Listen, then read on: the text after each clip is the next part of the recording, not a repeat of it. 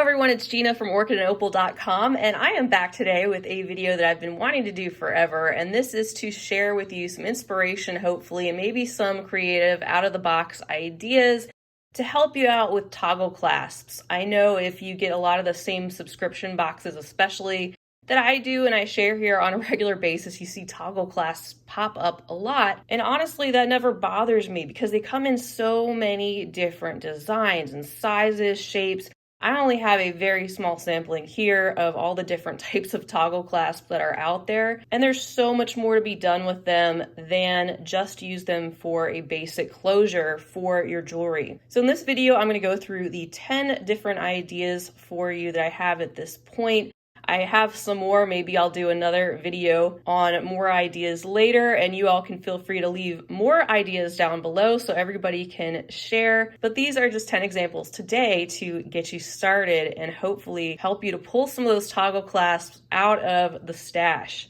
So the first idea is something you can actually see right here, and that is that you can use the toggle loops as bead frames. You can see that I have wire wrapped a bead to sit directly in the center of the toggle clasp loop. That bamboo looking metallic component was actually the loop portion of a toggle clasp.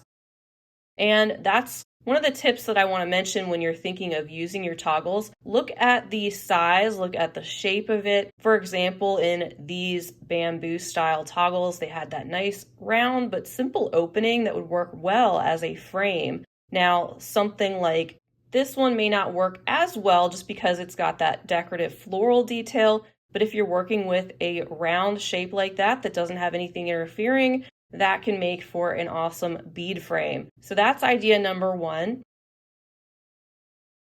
Idea number two, I don't have in front of me, but I'm going to show you a picture. I actually have a tutorial on this particular pair of earrings, and I had a tutorial on the previous pair as well, by the way. I'll try to link all of that in the corner of the video, but you can also use toggle components, specifically the loops, to use as fringe earring findings. So you can actually string on loops of seed beads around the toggle component and then have your seed bead fringe hanging down off of it. And that works quite well in the drop type shape that you see in this example. You could also make some great looking ones with the triangular component right here.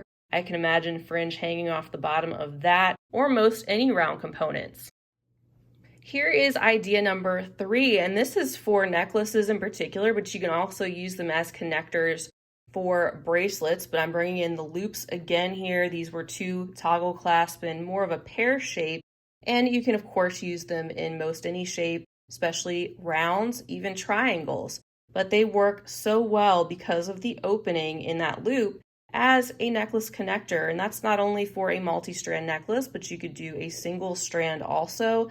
A lot of them are just so decorative and have a lot of really nice design details, and it's a shame to cover them up just to sit behind your collar or under your wrist where they can't be seen. So especially when you have some decorative ones, make sure to take advantage of those designs, and you can even make them a focal of your design. You can see I used the pear shape here because it imitated the shape of this pendant, so that was a design element I wanted to bring up. And not only that, but I had some of these other pear-shaped drops and beads as well.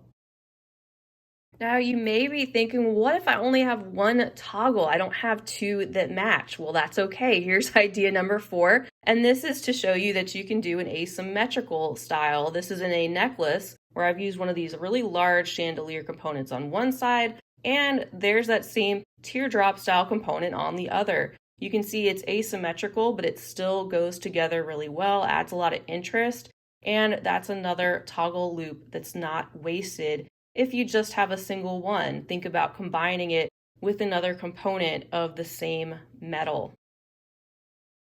Since asymmetrical designs can be a challenge for some, here's an example of a second necklace done with an asymmetrical style. This one is using another type of toggle clasp in a round design. And then over here I have this floral metallic component Not a toggle clasp or anything, just something else that I could use to connect on the other side of this necklace. And it works really well in this application too. So just another example of an asymmetrical style if you only have one toggle loop and you're not sure what to do with it. Idea number 5 comes from a piece that I just made actually from the contents of the recent bargain bead box. We had gotten all these components in that box, and yet again we got some more toggle clasps. And this is an example of using a toggle as a front-facing clasp. You can see that on the loop portion, I have added the addition of beads and that other pendant component. And that way, when the bar is inserted into the loop portion, not only do you have that really simple and easy closure of the front-facing clasp that shows off the design, but you also get that added beaded portion that hangs down. I'm also going to put up a picture of another example that I've done using a toggle clasp as a front-facing closure to give you another idea of how that can look in a different colorway and design. And then I have a picture of the next idea, and that is to use a toggle loop in a Lariat style necklace. And for a Lariat style necklace, you don't need the bar portion, so it's great if you just have a loop. And if you have a loop specifically that's big enough where you can drape the other end of your beadwork through, and it will just hang down and sit through the loop, creating an effortless closure that is adjustable as well. Another great way to show off that toggle clasp loop, even if you just have one. Idea number 7, I also have a picture of, and this is to use the loop portion in a pendant. So I have an example where I also have a tutorial for this piece that you can bead weave directly onto, make a beaded bail and incorporate that loop component and bring the metallic elements and beads together. This is a great one too. If you only have one loop, you can make a single pendant and really get creative with the pendant styles that you can create by either beading onto them or combining them with wire wrapping or simply adding on an additional component to the bottom or top. Now at this point, you're probably thinking, yeah, that's great. These are all the toggle loops, but what about the bars? What do I do with the leftover toggle bars? Well, I've got 3 examples of ideas for you for the bars for 8, 9, and 10. And here is example number 8. So you can see here are the bars incorporated into a pair of earrings using some of the check glass owls. These actually recently came in the Sam's bead box for this month. And I used them kind of as a perch to sit underneath the owls in this way and just wire wrapped that bar to a loop at the bottom of the bead. Once I did that, I was able to then add a small length of chain and some of these other beads and charm elements hanging off, kind of looking like feathers to go along with that bird theme. And they're just so cute, I think, and unique because they make this perfect perch. But even if you don't do a bird type theme, you could still use them in a similar way.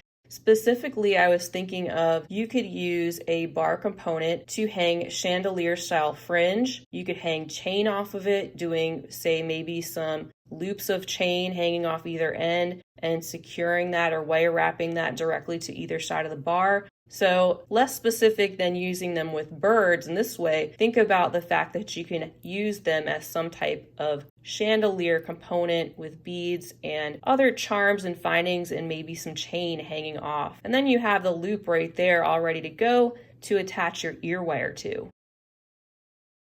I have a picture of idea number 9, and that is to use 2 toggle bars to frame out some beads for a pendant. So in this example, you see I have 1 toggle bar at the top of the pendant and 1 at the bottom.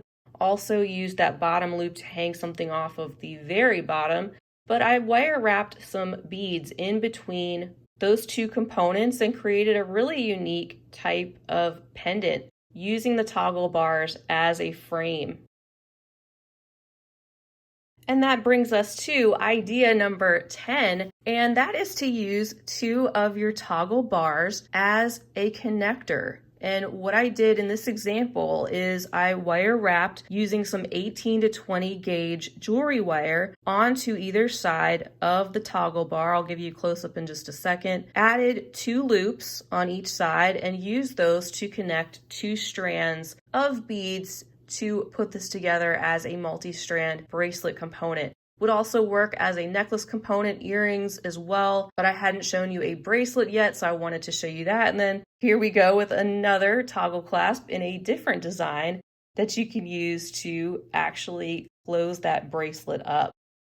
So here is a closer look at how I actually wire wrapped onto this particular toggle bar. Just wrapping that securely through the loop there and wrapping the wire around once, bringing one piece of wire on either side, and then starting to coil it onto either side of this bar, creating a loop and then coiling the remainder and trimming off the rest. This works particularly well if you have a toggle that has something on either end like this one does. So I use that to my advantage.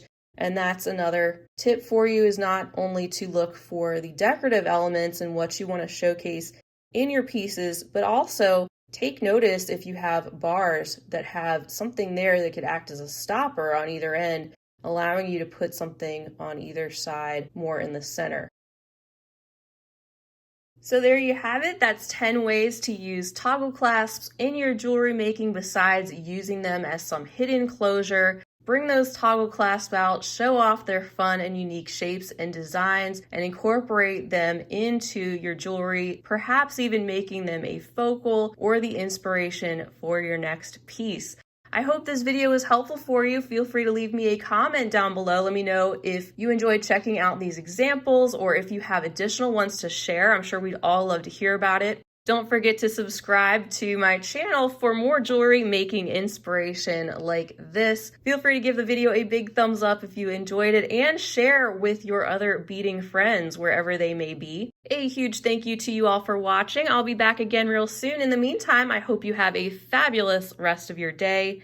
And as always, happy beading.